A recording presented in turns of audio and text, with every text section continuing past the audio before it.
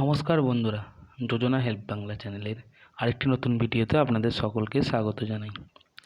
বছরের মাঝেই খুশির খবর সিভিক ভলেন্টিয়ারদের জন্য। চলতি বছরে বাজেটে ঘোষণা অনুযায়ী বেতন বাড়ল রাজ্যের সিভিক ভলেন্টিয়ারদের। শহরে এবং গ্রামে এখন সিভিক ভলেন্টিয়াররা রোদ ঝড় জলে কাজ করে। জেলা সফরে গিয়ে তা দেখতে পান মুখ্যমন্ত্রী। তাদের বেতন নিয়ে চলে এসছে বড় আপডেট। বিজ্ঞপ্তি জারি করল রাজ্য সরকার। কত পরিমাণ বাড়লো, কী বাড়লো, কাদের বাড়লো, তা জেনে নেব সম্পূর্ণ আজকের এই ভিডিও থেকে।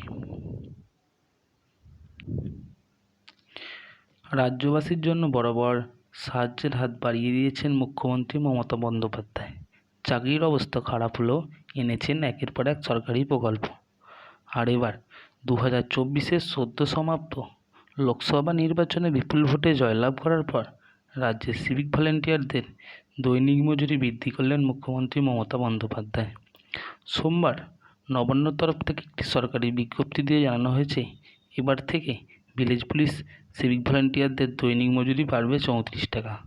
সব মিলিয়ে তাদের মাসিক বেতনে যোগ হচ্ছে 1000 টাকা।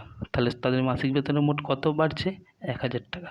প্রসঙ্গত, ইতিপূর্বে গত বছরের মার্চ মাসে রাজ্য পুলিশ, কলকাতা পুলিশের সিভিক ভলেন্টিয়ার এবং পাশাপাশি ভিলেজ পুলিশের ভলেন্টিয়ারদেরও বেতন বৃদ্ধি করা হয়েছিল।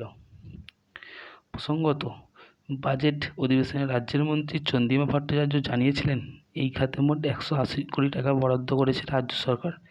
তাই সিভিক ভলেন্টিয়াররা বর্তমানে যে বেতন পেয়েছেন, এবার তার থেকে তারা আরও 1000 টাকা করে বেশি পাবেন।